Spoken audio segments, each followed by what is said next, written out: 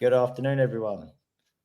So for those of you that have managed to tune in after a busy school day, I'm here with the wonderful Ross McGill. I suppose for those of you that have been living under an educational rock for just over a decade, you wouldn't know who Ross McGill is. I'm going to do a little bit of I'm founder of Teacher ToolKit. I'm pretty sure you're going to know, one, who Ross is, but secondly, what Teacher ToolKit is as well. But I'll also just invite Ross just to share. Ross, author of 10 books, give it a little bit of a background of your educational experience for those people who wouldn't know who you were. Thanks, Brett. Hello, everyone. It's 12 books now, and I've just actually emailed my publishers for book 13, so might be unlucky that one. We'll see. I was a teacher for 25 years. I started teaching when I was 19. I knew I wanted to be a teacher. I did the old-fashioned 4-year Bachelor of Education degree at Goldsmiths, up to the ranks of deputy head teacher in lots of very challenging secondary schools, design and technology teacher by trade. I started blogging in 2007, before I guess the kind of masses really understood what a blog was, and to date, almost just shy of 20 million readers, which is crazy. But the analytics of the website, which I found quite fascinating, guided me as a school leader in terms of how people engage with the content, what topics were people really interested in, what to avoid. So that kind of, there's a phrase called corpus linguistics, which is studying, specific keywords and things. So I've found that quite fascinating. So it's guided my ideas, my writing, my passion, teacher workload and teacher mental health and those kind of things. But I guess where the Teacher ToolKit stuff has really kind of reached the masses is when I was, obviously leading professional development in my own schools, being asked to do it elsewhere, and it's now my day job. So I think 20,000 miles this year alone in schools all over the world. So that's pretty much me. Yeah. And do you know what? We're having these conversations with what I would call educational leaders, educational people that have that expertise. And we're really passionate about sharing those people with that level of expertise with our audience, which is the reason why we're having this conversation today. You are someone that has done the work and understands the classroom probably deeper than I know anyone has or does understand the classroom, from the actual research and pedagogical knowledge that you have. So today's conversation is actually around leaning on your expertise. So I'm going to be leaning on you to do a lot of talking, actually, Ross, because we're a tracking and monitoring tool. And one of the things that I wanted to actually talk about was assessment, and in particular was formative assessment. Mm-hmm. And I know, given your research and how many books you've released and also the number of schools that you've worked in, you have got a really incredible understanding, but also something that's going to be very useful for our audience to understand around formative assessment. I'll start with the first question. The first question actually is, a lot of teachers are really keen on tracking and monitoring every outcome to understand and document what learning has taken place, and have reams and reams of ways of marking down and effectively tracking how students are progressing. I actually wanted to talk to you today about what is your experience around research and formative assessments, and what have you learned from the schools that you've worked with, and effectively some of the tricks and tips that you've got that can actually help you put that with low effort in line with your drivers as well. How do teachers do this without adding to their workload? Because even though we're a track and monitoring tool, we don't like the idea that every teacher's marking down every outcome of every lesson to try and track and assess whether they've actually made progress, because we should be able to hopefully have some tools which help us do that without having to add dramatic amounts of workload to our day. So does that help? Does that frame the question for you? Yeah, I mean, lots of thoughts to begin with. I suppose the first thing is that there's My favorite phrase with, when we talk about formative assessment is there's many roads to Mecca. You can go around the M25, you can take a flight from Heathrow, or you can take the boat from Dartford. So there's many ways to provide assessment. There's many tools out there. Obviously, Pupil Progress is a great tool, and I'll talk about why I like Pupil Progress in particular. But there are many ways to mark and to assess students. I think the most important thing when we get into the details of a data tool like yours, for example, is the first thing is the data's got to be helpful, and most importantly, it's got to tell you things that we don't already know, not just regurgitating things that we already do. And I think that's something that a lot of school leaders will be passionate about, is, for teacher workload, not just number crunching data to stick on the report, but providing you with insights as to where to steer your directions next, as ever trying to reduce that teacher workload and focus your efforts collectively across the school. You've also got different sizes of schools, different shapes and sizes. So everyone will have different approaches and needs. So I think that's important to consider. My perspective, I guess, looking back 8 years when I left my school, was I thought it was quite broad because of my social media network, but actually it was incredibly narrow. And there's probably one or two schools that still surprise me in terms of quite a unique context that I've never come across before. But there are so many different ways of education happening across the country, not even talking about internationally, just across the England. So there are many different needs as well. I guess just moving away from different types of schools and that formative assessment, I guess the biggest thing I've seen through my analytics is that marking is the number one issue that makes teachers leave the profession. So I kind of group that into the workload agenda, and that could obviously be grouped with admin and paperwork and those kind of things. But when you break that workload topic down, you'll have data collection, marking, meetings, and those kind of things. So it's definitely one of the number one forces that make teachers leave.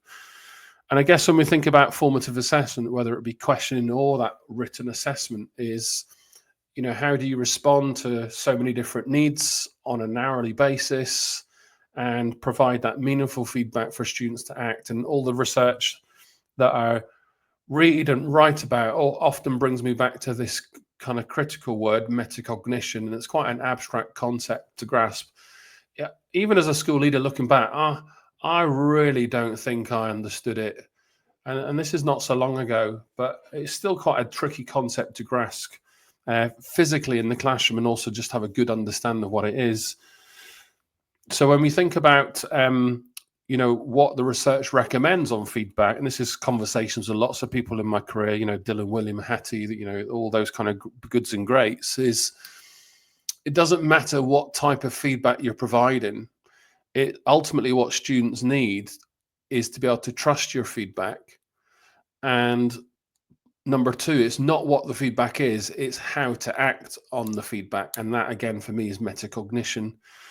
But if I come back to that word trust, just my final point, I remember as a school leader having to cover a year 8 history lesson because we couldn't appoint a teacher. So just to keep my timetable busy and kind of meet a need, I suppose, with no history background or qualification, not other than an A-level, I think, I, without doubt, was an early careers teacher all over again in the classroom. This was in my 20th year or so. And that imposter syndrome was kicking in, that I didn't have the prerequisite knowledge. And no matter how much study I put in and how much feedback I gave the students, looking back, the students, I believe, didn't trust me because I obviously didn't have that confidence in class to help them act. So that's quite a kind of retrospective look on a kind of key moment in my career, to where I think now about my deep understanding of formative assessment. Do you know what? It's actually, I never thought you're going to start using the word trust in there, which is, it's really fascinating, because we often talk about our individual student reports, and the individual student report, we know, helps build motivation. And it builds motivation two ways. forgive anyone who's actually ever heard me talk before, but it increases the buy-in and it increases the ownership. But I've never actually used the word trust in there. And it's actually really interesting, because if I actually think about my teaching experience, is how much of the improvement I saw as a result of using reports to help that feedback, because it's not just about the lesson, it's actually how are you progressing over the whole entire qualification. I've never really considered how much of that was down to, I actually trust one, the information you're giving me, and I actually trust you as a teacher really know what you're doing. So that's also linked in with that motivation. So I suppose my question now then is, with that word trust in mind, in the classroom, what is it would you be promoting to ensure that students do build that trust, and there is that safety that you are going to know where I'm underperforming, and you are then going to be able to take me on the journey I need to actually improve and learn, right? Yeah. So it's a good question. I mean, if I think, before I come to that point, then I think about different aspects of my career on that word trust. As a teacher, learning the assessment rubrics and be able to trust that my judgment was accurate, and then obviously getting to that place where you get your first set of exams or you have your moderation verified.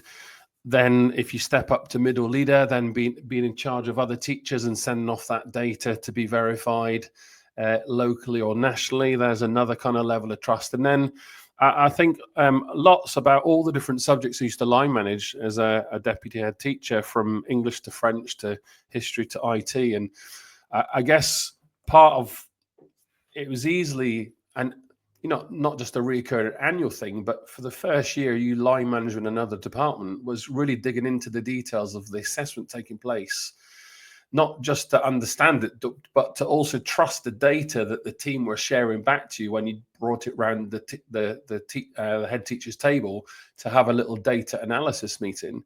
So you can kind of see trust at different levels. So then if we break it down to what happens with that data, then it reaches the families and the students.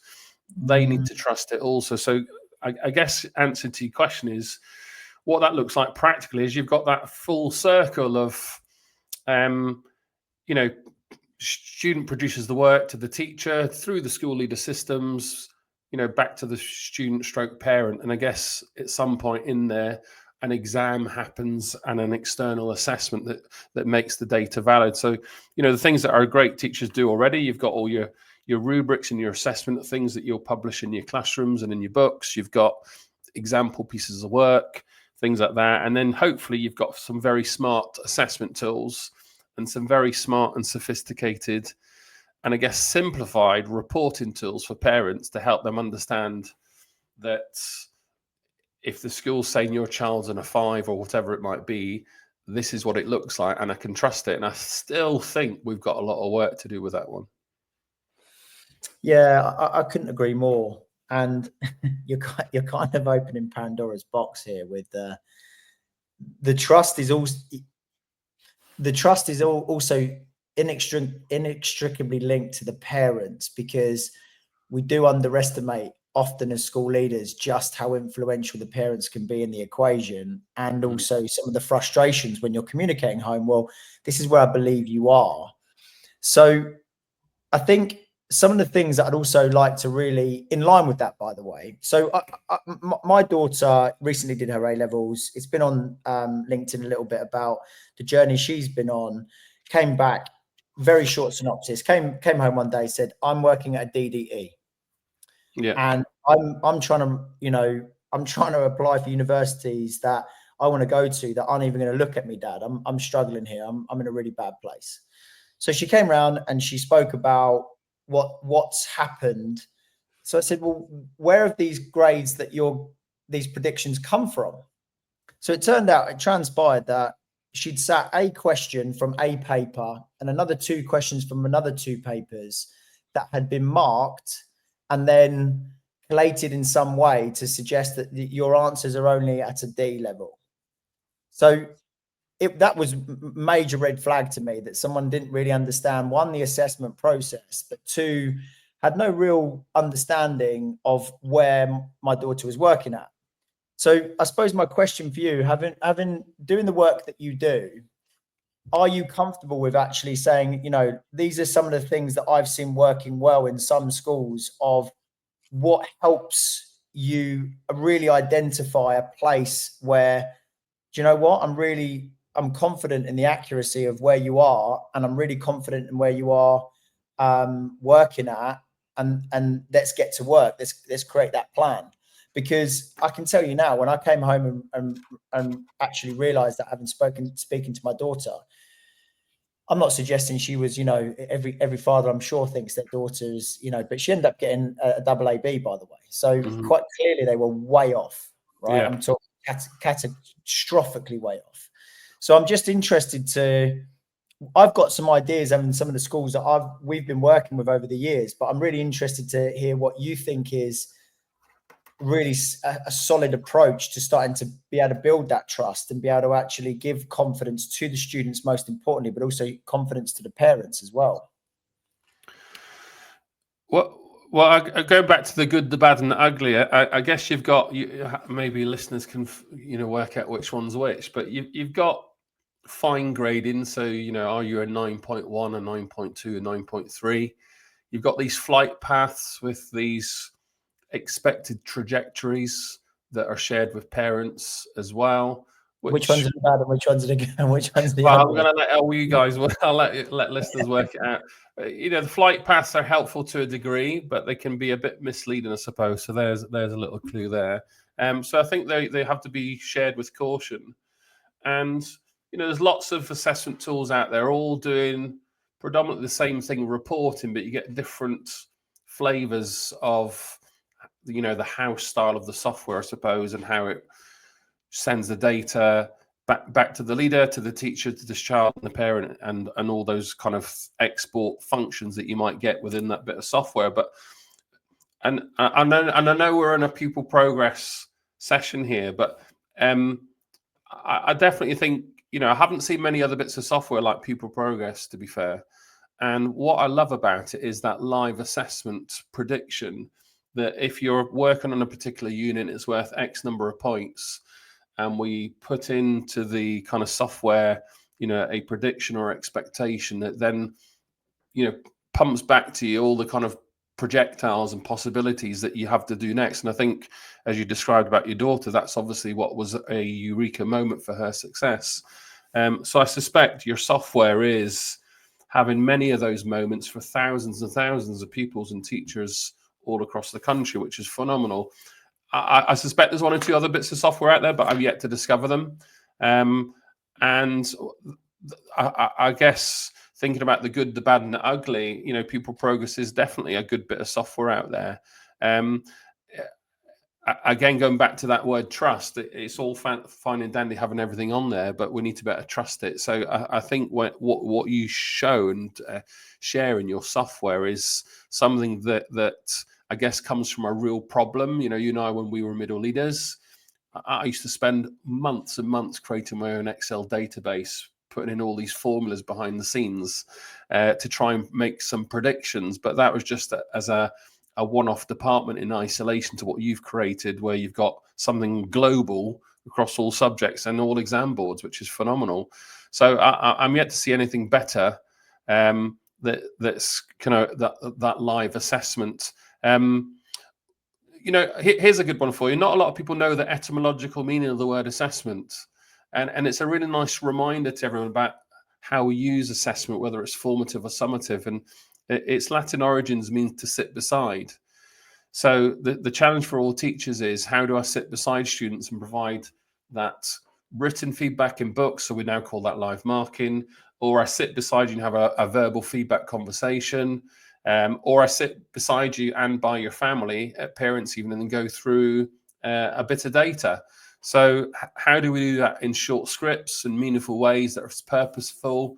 But again, coming back to my point that I can trust what the teacher's saying, and two, it's not what the information is; it's how do I act on that information. Yeah, that's really there's a couple of things I want to go into, because I've written a few things down here, especially that I'm not going to try and repronounce the word you just used as well, by the way, etymological, or maybe I just did. Yeah, you did. Etymology. Yeah, so that's interesting to actually think about the origins of the word assessment. Also, just to be clear as well, we've got to a place with pupil progress where we know what we do. We're really passionate about being tracking and monitoring tool, but we also know we're not the only solution, and we also know we're not the, if you're not doing it like this, then you know what's wrong with you because you're doing it wrong, and it is down to school context. So do feel free to talk about things that are, because in a moment I'm going to start talking about QLA. So we've got quite deep question level analysis in our platform, but we also get a lot of pushback on, is it needed? How often do we need to do it? And I'm open for we're really open to the discussion, because some schools really do need a lot of granularity because there isn't that visibility at all, and other schools not necessarily as deep. So I'm interested in some of the tools that teachers can grip hold of. If your back's against the wall and you don't have time to put in deep question level analysis on every paper, and you really are, what are some of the tools I can access in the classroom that are going to actually start to enable me to get a bit of a gauge on, are they gaining from my lessons? Am I picking up the skills and or knowledge that I need in order to either move forward in the qualification or prepare myself for what's coming in year 10 and 11? I'm interested in some of the challenge to question level analysis, because we won't certainly sit here, especially as a classroom teacher, formally going, it's the only way you can do it. Well, again, software or whatever software you choose, it's got to fit into early years right up to A level, and if not into further education. So again, when we think about a great piece of software that might support that formative and summative assessment process, how does it fit in? How does it meet that school or college's needs? And then year one all the way up to sixth form, you then got your subject range. So how do you provide robust and accurate a learning assessment for politics or for maths or for physical education? You've got so many different subject nuances that makes it a real challenge. So again, you'll never find a perfect solution to suit all schools, and I think that's why it's important schools always find the software that meets their needs.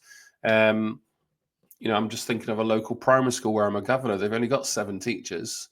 Early years up to a 1 form entry up to year 6. And then you think about a secondary school that might have 150 teachers and is teaching quite a breadth of subjects. So immediately when we define assessment in those institutions, you're going to get very different responses. So I think it's very tricky to find a great ideal solution. But again, trying to get the accurate, quality assurance aspects of those assessments is probably what we're trying to crack here. Yeah, the challenge that we've got to be careful we don't get into a political debate around teacher workload, because I know we're positioned very similar to you, which is how do we actually support teachers with doing what they know they love, which is actually being in the classroom, being present in the classroom, and being able to do what they got into the profession for, which is to help students progress, to help students be, have greater life chances. So I suppose one of the things that we've noticed with schools over the years is the feeling that I need to evidence everything with a recording of every single assessment that's ever happened either in the classroom. So I'll give you some examples to try and frame the question a little bit more clearly, which is, we want to, on the same system, I want to put in how they did with home learning, how they've done with their first mini assessment at 10 marks and 20 marks. And then I want to know how they've done in the next assessment at 40 marks. Then I've got this whole averaging system of every type of, calculation possible to try and just keep some evidence base. What have you said to some schools when you go in and people have asked about, well, how do I really keep a grip of it without it being too onerous? how do I keep an understanding and build that trust without it being just every single thing that that happens in the classroom, I have to make a record of it? Well, you're going to have at least 2 or 3 different kinds of approaches to all of that. So in one example, you might have a school that requires a teacher to submit a piece of data for a child, let's say 6 times a year, once every half term. And in that data collection, so in this summative approach, we might have a snapshot of where they're currently at, and if relevant, an adjustment to their target grade. So there's 2 bits of data to submit or verify there. We might want a quick indication of homework or effort or behavior. So let's just say it's 5. And if I take, my defaulting point is always thinking about the teacher in a secondary school who teaches the most students. So if you take an average secondary school, let's say 800 or 1,000 students, someone that teaches the students once a week, an art teacher, a drama teacher at Key Stage 3, they might see 300 students a year. So if you're asking that teacher to collect 5 bits of data times 6 times a year, I think the last time I worked it out, you're approaching almost 100,000 bits of data. Wow. And especially if you go into the fine grading, so, is it a strong 5 or a weak 5, a 5-1 or a 5-3? Even if you're not going into them, then you might be approaching, I'd have to get my calculator and do a quick bit of maths, but you're talking about a few 10,000 numbers, bits of assessment. And when you start providing that depth and detail of assessment, there's a danger that I might get 1 bit of data wrong. And then that's that trust starts to get threatened, doesn't it? And then that trust data threads through to the leadership team, between the department, eventually ripples through to the parents and to the child. And then we start to get into a bit of bother. Then you've got some great schools out there that have a lighter touch. We know data is important. We know we need to trust it. We know we need to submit it, but it doesn't dominate everything. I guess you'll have lots of different forces at play in and outside of the school, as well as the choices that the leadership team choose to make. So you're going to get lots of different approaches. I guess when we throw into the mix the word teacher retention again, we start to get into the business end of why some schools might struggle with high attrition, struggle to recruit, and why teachers might leave the profession prematurely. Data is important. We need to be able to have a secure overview of the kids that are in front of us. We need to be able to trust the data, pass it on to different outputs, leadership teams or parents. I guess if we have that intelligent approach, then we're in kind of safer waters, I suppose. I'd like to talk about formative assessment and kind of some of the ideas I've put in my new book, if that's okay, at some point. But the summative data is always going to be a challenge for teachers all the time, because what you have is the peaks and troughs of the academic year, and typically your summative assessment is often collected at the end of the term when you are exhausted and when we're trying to collect that bit of data. Not always and not in every school, but I guess that traditional model, once we've done a term's work, we've got a bit of data that we can kind of robustly upload onto a piece of software to see how well the students have done this term. So if you think about this time of year when we're recording this, teachers are pretty much exhausted right now. Where we might be celebrating the term gone by, you'll probably have teachers night and day writing reports at this time of year. And again, that's another question, is what does the report look like? Is it just submitting a bit of data, or are we submitting 3 or 4 bits of text to a paragraph to input to a report that we don't really know if teachers or parents are actually going to read? Not teachers, parents.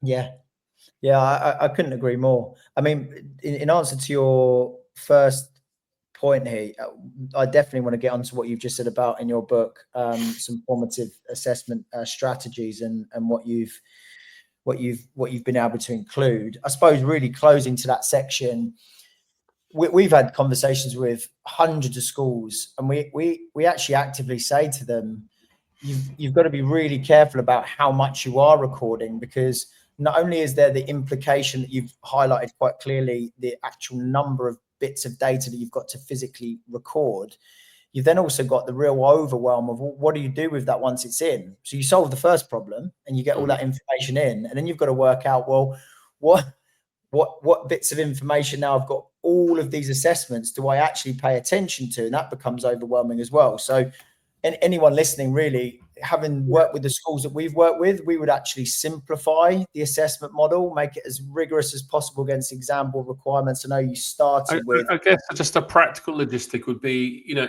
let's say all our teachers get the data in today. Once that's number crunched into the system, your exams officer and whoever else will be able to fiddle with a few exports and pull these reports out tomorrow, knowing that all the data's there and there's no mistakes, and no teams or departments need to come to you and say, we got this wrong, just can we upload this quickly? So you're looking at about a 24-hour, 48-hour window maximum to be able to pull the reports out, then play around with the reports, and then spread the reports to other people to read. So in the busy nature of life, you're looking at 48 hours minimum, maybe a week, before the data that's just been submitted can be interrogated. And then, you know, a large secondary school, once the head teacher or the school leaders have sat down with different teams, you're probably looking at another week before key conversations have happened, before any purposeful interventions can take place. Now, with technology, we can be a lot more sophisticated and quicker with these things. So I'm hoping most schools can speed up that process. But we all know schools are incredibly busy places, and realistically, those kind of timestamps I gave you are probably the reality for most people. So, you know, 2 weeks later, after I've submitted the data as a teacher in my classroom, and then I'm told what intervention to put in place, it could be too late for some kids. And when we get closer to the exam season, whether it's in the mocks or the real things, the technology is fabulous that we have available to us today. But I think how do we speed that process up internally is probably another headache that we need to consider. Yeah, I mean, we've worked really hard on that. Effectively, what you're talking about is the death of the data point, which is actually taking away this onerous nature of mass data movement. It's something that's actually really key to what we do. But it's great to understanding how much experience you've got with it just not being about formative assessment. It's one simple box that we put it in, especially at the start of the conversation. You're talking about how many key stakeholders are involved, which might actually segue quite nicely onto sharing some of your insights from your latest book around formative assessment and ways in which we can help manage that in a more sustainable way, try and help teachers not feel so overwhelmed and therefore leave the profession, et cetera, et cetera. So yeah, I'm really interested in some of those points. I've got a slide I can probably share that best sums it up. Well, two slides. Let me, maybe with your team behind the scenes, they can let me share my screen. So if I just put it on very quickly, they should be able to see it on their side. And there we go. So let me take you through my kind of evolution of thought, I suppose. So typically in our schools, and this is formative assessment here, and I guess you've got elements of summative that would happen in some parts of the process, and you know, questioning and things like that go on in the classroom. But typically we've got these three sources. I can write in your book, I can speak to you, and I can give you those non-verbal gestures, leaning in, eyes on me, you know, thumbs up, thumbs down. So we've got these three sources, but in terms of an evidence trail, we tend to go to number one more than anything, and we go back to that dialogue on, you know, teacher workload and marking and data collection being the two biggest drivers for teachers in leaving the profession prematurely. Then we've got feedback. So by definition, it means I give you a piece of work today. You're my teacher. You feedback on my journey to date. So you're comparing what I've produced, the actual status of the work, and you'll compare it to where I was before. That's what feedback is.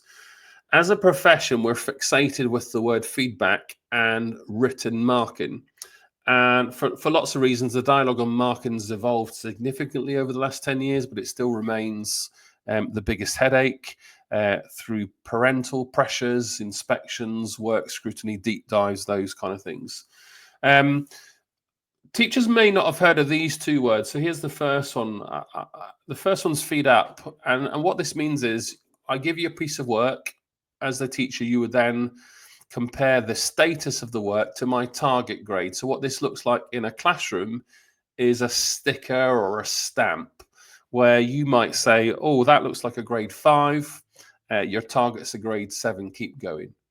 So these might be in conversations, or if I'm marking a pile of books on my kitchen table on my own, I'll stick a stamp in the book and I fill in the blanks. So I'll circle the 5 and asterisk the 9, that kind of stuff. Here's another word, feed forward. Now, a few teachers have heard of this word. What this means is I give you another piece of work and you explain my target grade and you tell me what I need to do next. So you're kind of giving me that explanation of the next step. So that's a 5. Here's how to get to a 6. So numbers 5 and 6, teachers do this every day, but as a profession, very few people have heard of these two phrases. And as a result of my research on Mark Plan Teach, part of the work that I did was start to collect schools' teaching and learning policies prior to me arriving in the school physically to lead teacher training. So on my hard drive, I've probably got 400 plus teaching and learning policies. And what I learned was that written was always the dominant conversation and feedback was the kind of popular phrase. The words on the screen 4, 5, and 6 I've discovered have been around academically for about 30 years. And I discovered them about 7 years ago, and I started to play around with them in the Mark section of my Mark Plan Teach training, starting to explore what these resources might look like as marking techniques. I guess the catalyst was I published a piece of research with University College London in 2019. I guess after a mixture of endless work scrutinies that I've conducted in my life as a school leader, never achieving consistency, never really getting to the kind of nuances between different subjects, and no matter what work scrutiny you conducted, there was very little impact on the ground in terms of changing teacher behaviors or what impact you could evaluate on students. So, and again, after a couple of difficult Ofsted inspections, I thought, well, how can we evidence verbal feedback? Because lots of things I'm seeing on my travels to different schools and in different subjects, lots of rich stuff happening, but very difficult to evidence, me having a conversation with a student in class if you're not there to see it. And wanting to avoid getting into the pedantic matter of verbal feedback stamps or voice recordings to prove that I talk to students. So this report tried to evidence other sources of student outcomes without writing in books. So that was, I guess, a bit of a critical step in the process. And then John Hattie published a really important piece of research in the pandemic, actually, and he was revisiting his original research, The Power of Feedback, which looked at 3 different types of feedback, which was essentially feedback, feed up, feed forward. But what they recognized in his meta-analysis is we grouped all the outcomes under the word feedback rather than 4, 5, and 6 you see on the screen. So I had a eureka moment. I thought, well, what if I take his research one step further? What if I have an idea or a strategy in class for writing in student books about their journey, an explicit marking strategy? What if I had one that's explicitly writing about their grade? And what if I had a written marking strategy that explicitly references what to do next? As a profession, we tend to mush these 3 into one strategy when we mark kids' books. So I wanted to document 3 different marking approaches that did these 3 things. Then the next one is this. Do you provide verbal feedback? I say to teachers, well, they say yes all the time. I then ask them, could you tell me your strategy, please? Could you teach it to me so I can do it too in 30 seconds? And then that's where we get a bit stumped, because a lot of teachers don't really have a methodology for this. So again, going into the other 2, you've got 3 different approaches. So when I'm sitting beside students, speaking to them about their work, how could I have 3 different approaches about their journey, their grade, or what to do next, but have different scripts that I can use in 30 seconds or in 5 minutes that I can use time and time again, and evidence it back to outcomes. And I guess the last three are a bit trickier to do. These non-verbal gestures we do in classrooms, thumbs up, thumbs down, big smiles in classrooms, leaning in. All the amazing things that teachers do that aren't documented, that aren't seen, aren't celebrated. How do you evidence these if you wanted to? So the long story short is I've got 9 schools across England, this case studies, using these techniques and linking them to outcomes. And essentially what we're trying to tackle here is 2 aspects. One, a richer approach to formative assessment rather than just number 8 here on the screen.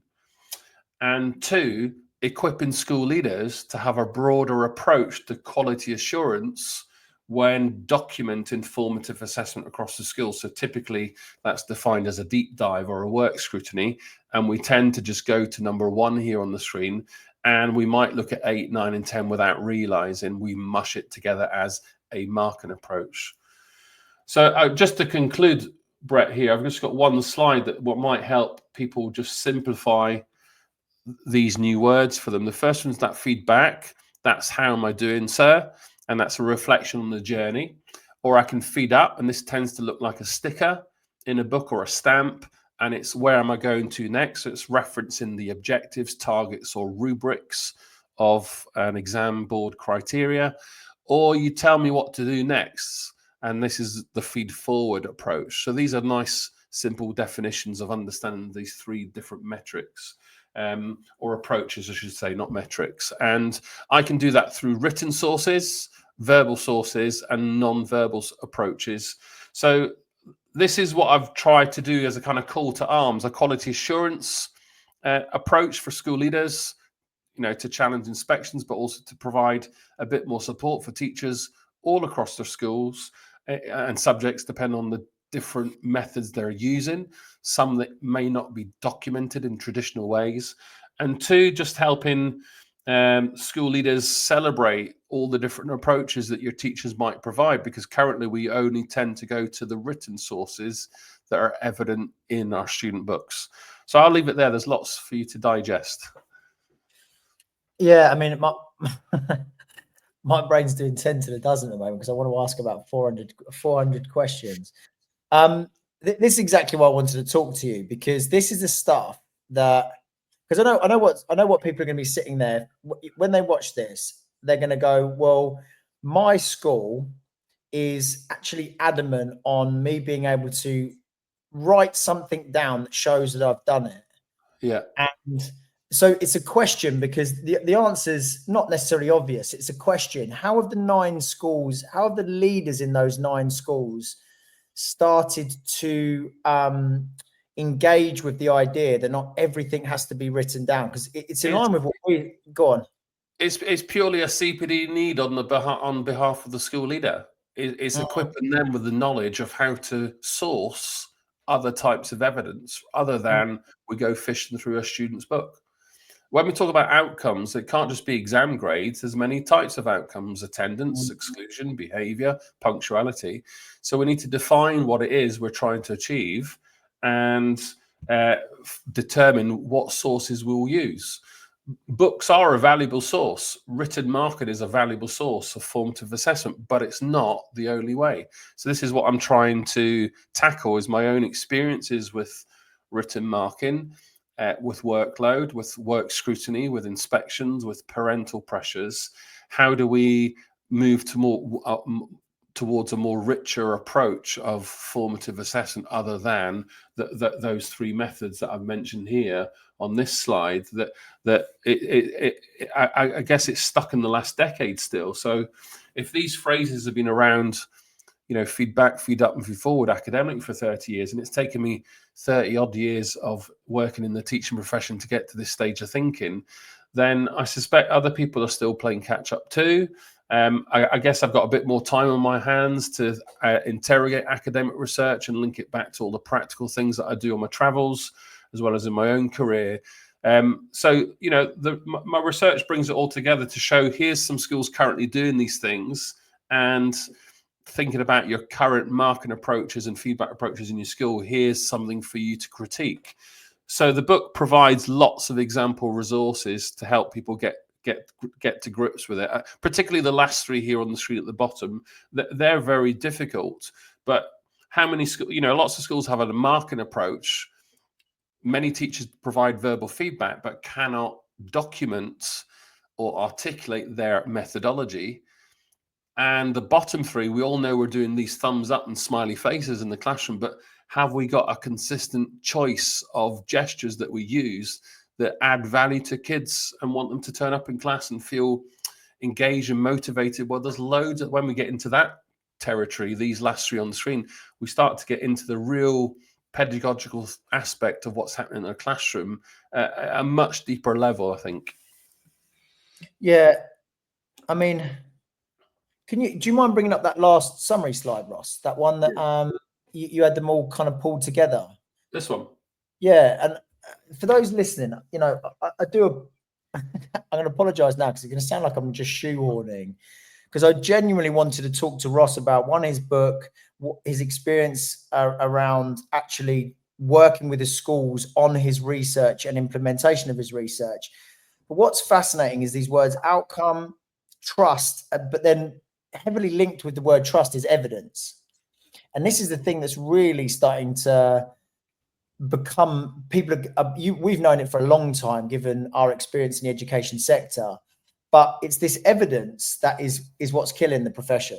I need to evidence everything. I need to evidence that I've done this, I've said this, I'm effectively need to evidence that I'm doing my job. And it's actually really fascinating. If I think about that individual student report, which was this, how am I doing? The feedback, right? Which is an exam board specific report. You can have a really in-depth conversation that reduces the amount. So we've got a number of schools that have turned around to us and said, we no longer write a report anymore because we can have a conversation.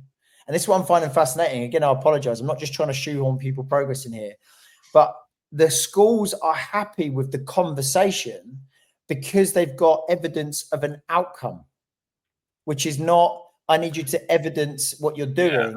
Yeah. I would argue that the teacher themselves isn't the person always producing this bit of evidence. So if one of the outcomes is attendance or punctuality, and every single day I'm producing my register in class, and one of these 9 approaches I've documented, maybe the punctuality in class is evidence of lots of formative assessment happening, kids being happier, turning up to class because they love your lesson, then there is a source of evidence that is automatically produced on a daily basis without any additional work. Obviously, it takes you a bit of time to do these things, but I guess thinking about evidence that's there behind the scenes all the time, ticking over, that doesn't have to be done on top of the day job. It's that classic, here's a spreadsheet, all my data, but could you produce it in this way so I can share it with someone else in another format or another? It's kind of that pedantic stuff we want to avoid. So there's lots of things we do every day in our schools that can be used as sources of evidence. I guess it's just understanding how we might document these 9 approaches to all the things we currently do in our schools. I mean, this is fascinating for me to see as well and learn about. What my next question is these 9 schools that you're doing this case study with, and what's been the approach? Because I often see someone celebrate on LinkedIn. We've just got we've just got an outstanding, and then there's a lot of comments underneath saying we shouldn't be celebrating this. And I'm saying, well, whether we like it or not, Ofsted exists. They are an organization. They are now, of course, we've got to really rethink how we quality assure the standards of our schools. And I completely agree with your work on what we need to do to make it less stressful, to make it less onerous, to make it more supportive. I suppose my question for you is, what would you be saying to those leaders to try and break down the barrier and give them the confidence that what you've just shared there is something that is going to not only work, but is going to, you're going to stand up to an Ofsted. Someone's going to come in and go, well, actually, I'm really happy because I can see X, Y, and Z. I can hear X, Y, and Z, to give those school leaders the confidence to do what you're doing, which is actually being really bold and challenging the status quo. Yeah, well, it's a very juicy topic, Ofsted, isn't it? I guess the first thing to clarify is Ofsted now no longer can comment or advise you on your marking or assessment approaches. So that's important to clarify, because many years ago they could, and that would often lead to extortionate amounts of additional workload as a result of a good or a bad or an ugly Ofsted inspection. So can you it's not to write these things aren't happening still, but sorry. Can you talk to me about that in more detail? So an Ofsted inspector can come in and say, they can't turn around and say, right, I would like to see a group or sample group of exercise books, to say, well, what's the context with that, what you've just said? Because that's interesting to me. You can't rule out wanting an inspector to want to have a talk with kids and look in student books. The more and more I think about Ofsted grades, and this is a topic close to my heart for a good decade now, is I view Ofsted a bit like the ratings you get on the outside of a restaurant.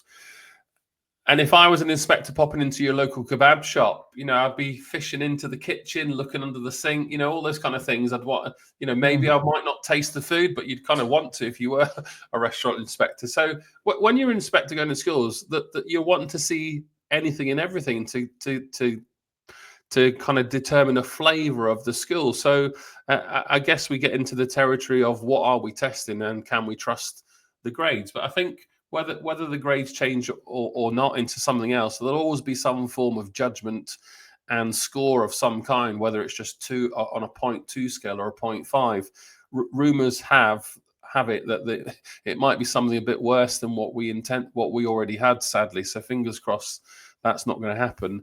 But inspectors, I can dig out the myths here and put them on the screen, but you can't stop an inspector wanting to talk to your kids and look through the books. However, Ofsted been quite clear over the last couple of frameworks, actually, in handbooks, where they cannot comment on your chosen approach to marking, I suppose, is what I need to clarify, and how you might go around the school and insist that students follow a specific methodology. They've been told to stay well away from that.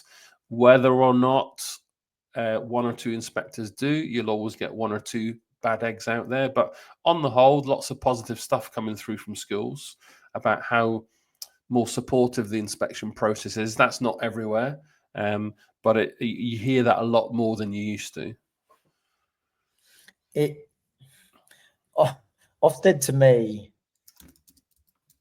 I think there's another session in this about actually dispelling Ofsted as well, because I agree. Ofsted's a funny thing. So where I taught for like 10 years. I was in the middle of, I was in central London in Bermondsey for just short of a decade. And interestingly, what I'm pulling all together here, and I think really is a message that I know you'll be keen to share, but even listening to this, I'm keen to share. Every HMI inspector that came in, either as part of our Moxted regime or whether it was the actual Ofsted itself, I had one guy come in and he said, Brett, I'm going to come and see your department at this time. And I remember emailing back saying, look, I'd urge you to come down at a different time because there's no kids coming down at that point. He said, no, I've chosen that time for a specific reason. He came down to me and said, look, I know that everyone loves PE in the school. And I said, how do you know that? There's no one in the building. And it's this. He's just said, I've spent 3 days talking to the kids, Brett. Yeah. And what's really interesting here is actually the evidence is with the students. And what you said about I'm using techniques and attendance and the students' happiness and well-being as a whole is evidence of that your lessons are engaging and students are learning. And I went through Ofsted training. So a number of senior members of staff said, well, I'd like you to, not Ofsted training, observation training. Mm-hmm. And I really was blown away by the simplicity of the questions that we were asking the students. What are you doing today? Why are you doing what you're doing? What, if you learn this, what does it mean for you? And really simple questions that allow students to, and then when you actually, what I'm trying to share is for the teachers to have confidence around the simplicity and the genius of what you're talking about is, as long as I'm really clear verbally and I'm actually got all of these, the complete set of feedback is being used, it's going to come out in the evidence of their actual outcomes and also what students are going to vocalize. It will. I do think inspectors should be allowed to talk to pupils, because it would be ridiculous if they couldn't. But I do have big concerns about it being used as a source of evidence. That's challenging in inspection when you're trying to unpick safeguarding culture, are kids happy? So we get into the territory of structured versus unstructured conversations. So structured questions are, here are key questions I'll ask every single child. And then you've got unstructured, where we have ad lib conversations based on what you say. And then I just choose to talk about your favorite football team for a moment, and whatever else, and the conversation goes off piste. Then we get into working memory. So, Ofsted's been quite fascinated with working memory of late.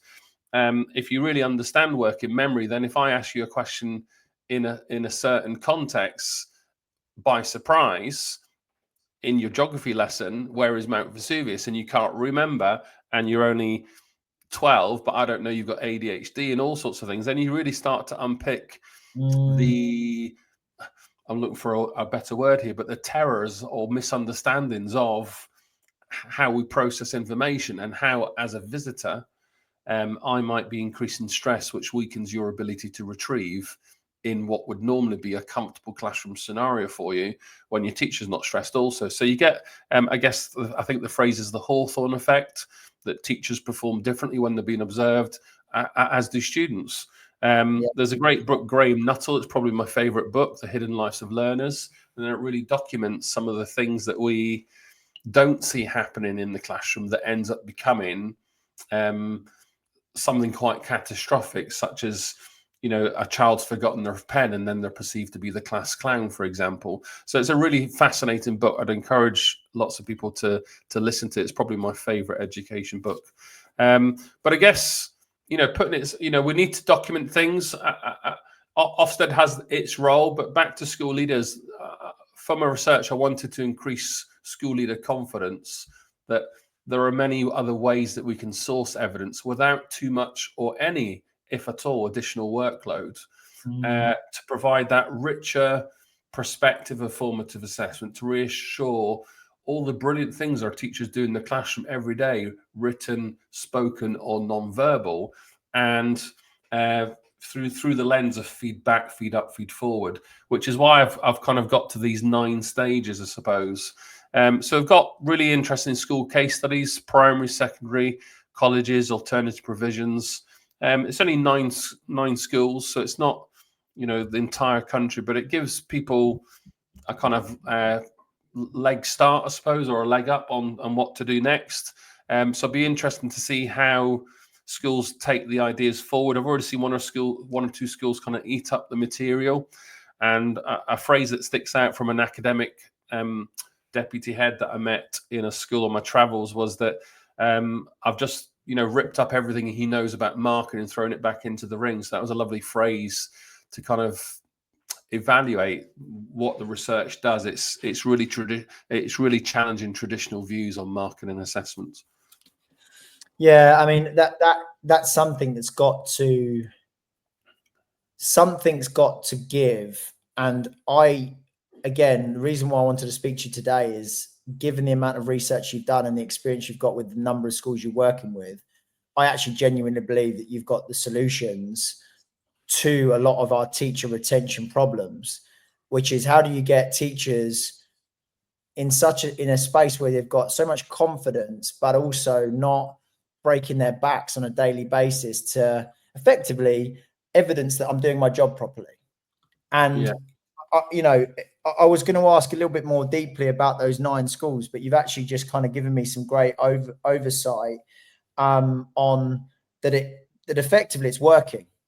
Yeah, and I would say out of the 9 schools, there are 2 that are already using and documenting all 9 approaches, and that's incredibly rare. So, you know, they're well on the top end of the bell curve. And if I think of any school policies that I read as part of the day job, and through my blogs that are written, I get the odd random one shared with me. I just enjoy critiquing them, because we need to move away from this fixation that marking and feedback are the only routes to provide informative assessment. There are at least 9 different types I've identified, and obviously questioning and I guess the summative aspects of things are threaded throughout all of them. I've got some good resources that I can just briefly share with you, and this will take your thinking to another level. If I could have my screen back up, there we go. So the first thing is, I guess what I'm not showing here is the quality assurance documents, because they're a bit more of a headache and require more time. But if you look at this one here, what we've got here, in fact, there's a little typo here in the bottom left that should say feedback. But you've got these columns: feedback, feed up, feed forward. And then if we think about a student that's a novice at a topic or a unit of work, or they're an expert, what would you put in to each of these boxes as a strategy or a prompt? So when I talk about a prompt, this is a traditional marking approach you might use, or a marking technique. When I talk about a strategy, I'm thinking about maybe some influences that we are or may not be aware of. So for example, in the top left box, I might use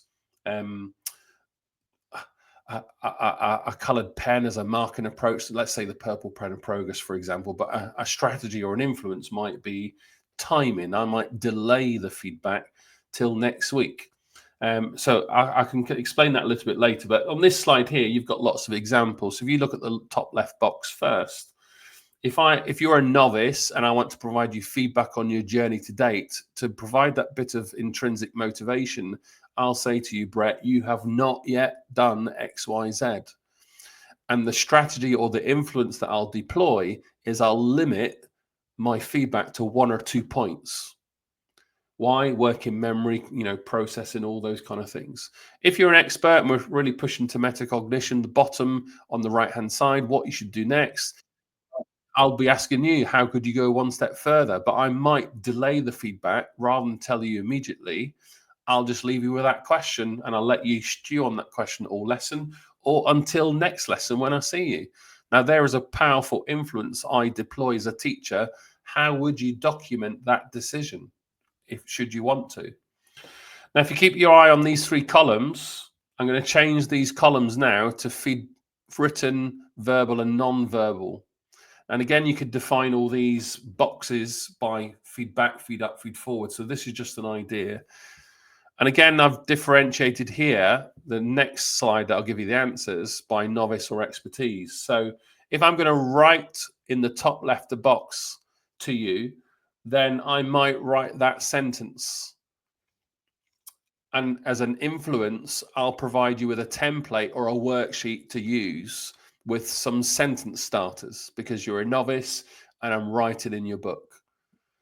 So you start to see, just these slides alone, how rich our choices are to hand. But in terms of our understanding or our teacher wisdom, or the better words, pedagogy, it's still quite limited, because we tend to mush everything into one and call it feedback, or we default to written. So the big picture stroke strategy or implementation for school leaders is this. So I want you to think also of let's think about pupil progress. I'm using it as a school, and we've got our summative calendar. Let's say it happens in December, March, and June. So we've got those pinch points in the teacher workload calendar also. But the idea here is, and this is a suggestion, so school leaders would need to rip this up and come up with their own version. But in September, I only have just met my students. As one key marking approach, I'll use the word marking to keep things easy, I will speak to my students, but explain what they do next. So verbal feed forward. I'll do that all month. Now, of course, being a little bit pedantic, I'll be using other marking approaches throughout the month, throughout the lesson as well.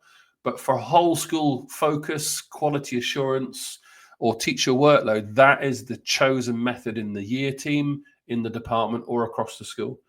In October, we've got enough work done for the first half term, so the chosen approach is to write in your books and feed back on this child's journey. I've got enough evidence to document how far you've come, the highs and the lows and all those kind of things, but I need to make sure the feedback is meaningful, it's trusted, and students know how to act on what they're being told. November, it's back to verbal. So I've got enough data now. So the feed up is reference to the data, the current data, and the target. But I need a script, and I need to be able to do it precisely, purposefully, quickly, and those kind of things. December, we've only got a couple of weeks. We're focused on nativity plays in primary schools, and in secondary schools we're writing reports. So we're all a bit exhausted. So I'm going into my non-verbal gestures here as my chosen approach. The headache for school leaders is, how would I evidence this if I put it somewhere else? And whether quality assurance is any good or robust at this time of year is another good question to ask. So what I've tried to do on that top row is just show you all the 9 different ideas and how they might be a chosen approach by a school for a whole school teaching and learning focus or a quality assurance focus. And again, this is providing people with a richer approach to all types of assessment rather than just written. And I'd like to think that this will put a lot of inspectors on the back foot and give them something to think about when they want to go and have conversations about classroom practice and how teachers provide reliable forms of assessment. Because here you've got 9, which is something new for most people to think about. I mean, I'm just looking at this, and this is so powerful, because what you're doing is, I want to use the word proactive. I'm just thinking about if I was an assistant principal right now, or if I was a vice principal, putting a plan in place is much more considered than just, let's see what's been happening. And especially if you've actually got, so I'm assuming you've got the resources here as part of a, effective rollout plan, right? To Yeah, say, there's loads of resources for each of these strategies. So I've just showed you kind of 3 strategic templates here. This is your calendar or your workload or assessment cycle, perhaps, stroke quality assurance, when you go off and do your deep dives, for want of a better word. And I guess there's a whole other question: what are your deep dive templates and processes like that mirror each of these 9 across the top row? And then on those other slides, here's just some ideas, but behind the scenes, here's some templates and tools to match most of these that you can see on the screen. So if I give you somewhere I can take you to another deeper level without overcomplicating things, if you look at the top left box where it says written format and it's for the novice, at the moment I've only got feedback prompts in there in written format. So that's typically when we write in a child's book and we document their journey. There's no reference to feed up prompts in this novice box in written format, and there's no reference to feed forward strategies in here. So in each box, you could divide them again by 3 other forms. So if I give you another example, we go to non-verbal on the right-hand side and feed forward. Well, I haven't given you any feedback or feed up ideas here. So you can almost break each of the boxes down into another 3. So it's kind of mixing this template. At the top, it says feedback, feed up, feed forward. And you could ignore novice for now or in expertise. Look at feedback, feed up, feed forward, and then you've got by written, verbal, or non-verbal. So there's tons of stuff in there. I've thought very deeply about, has it got a bit too academic? In some respects, yes, but I've worked really hard to make it as practical as possible for quality assurance, which I haven't showed anything here. But in terms of teacher ideas and strategies, fill your boots, I suppose, would be what I'd say. Well, yeah, I mean, what I'm looking at here is something that's really adoptable, because this is not a conversation about Ofsted, because what it has to be focused on is promoting that pedagogy that's sustainable, that again, isn't going to impact too much on a teacher's workload, but is necessary. And again, you know, I keep saying I don't want to go back to it, but if I'm looking at this from a school implementation point of view, you've got a lot of buy-in from school leaders who are going to be able to say, well, we're evidencing a real clear strategy here on how we are going to really impact on teaching and learning from a formative assessment approach that will also feed into actually improved summative assessment approaches. But we have, unfortunately, we can't get away from that word. We've got this evidence. We're not just thinking on our feet when you come in. We've got a real clear strategy. We've got documented strategy. We've got consistency across the departments with templates where I'm assuming, you know, forgive me if I'm wrong, but teachers are going to come around in workshops or in departmental time and actually fill out those templates and say, well, what are we actually going to do with our own department strategy to implement this, given that there's probably, go on. I'm reminded of another interview I had when I was explaining this, and you know, I know what I'd say if I was a back in the classroom. Why would I want to evidence verbal feedback? But it is a strategy that you deploy every single day.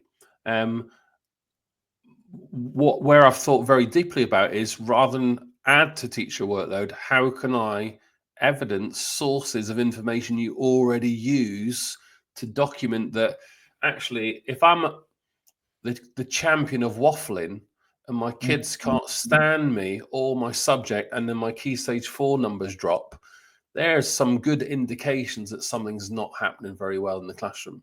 If you now compare that to the complete opposite, Mr. or Mrs. Jazz Hands teacher, shiny lessons, kids absolutely on time, every day getting brilliant outcomes, progress is fabulous. And one of the sources of influence that a teacher deploys is that they've got some brilliant scripts, they tell fascinating stories, and they make difficult concepts sound very, very exciting, and kids love the subject, and suddenly they've gone from 2 option blocks to 5. Well, there's lots of evidence that I can pull out to see, oh, actually, I can tell the kids are enjoying your subject. Here are some sources of evidence. They're turning up to your class more on time. Here's a punctuality comparison year on year. A couple of years ago, we only had 2 classes take your subject. Now we've got 5, and we need another 3 teachers. So you start to dig into the breadth and depth of everything we do in our everyday careers that actually can be used as a source of evidence without asking the teacher to document anything different or in addition to what we currently do. I mean, I've just been thinking about what you've been saying there. And the fascinating thing is, if you are training people to improve that area, it's not just evidence that it's not just got right. I've got to do some verbal feedback, and I'm going to evidence the verbal feedback so I can tick the box. It's actually, well, let's actually work on improving all types of feedback that exist. Let's make you aware of it.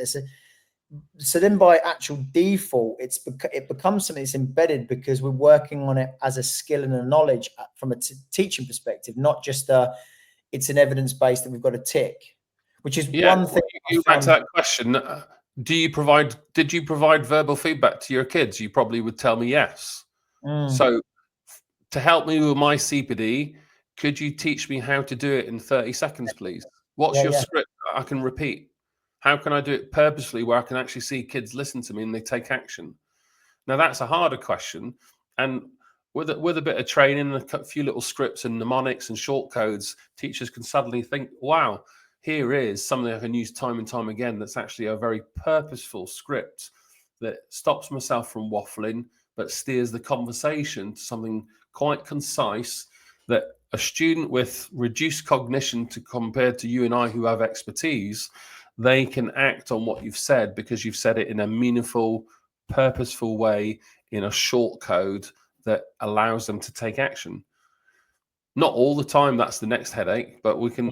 But what we're getting into is, here's something that I can use time and time again. A bit like a marking strategy I would use to write in a kid's book. Here's my verbal. Here's my non-verbal gesture that I use to get my kids to be focused. So you get into the kind of clappy claps or the eyes on me and all those kind of things that are brilliant primary teachers do. You get 1 or 2 secondary teachers that are very cool, that have got all these strategies, thinking about your brilliant PE and drama teachers out there.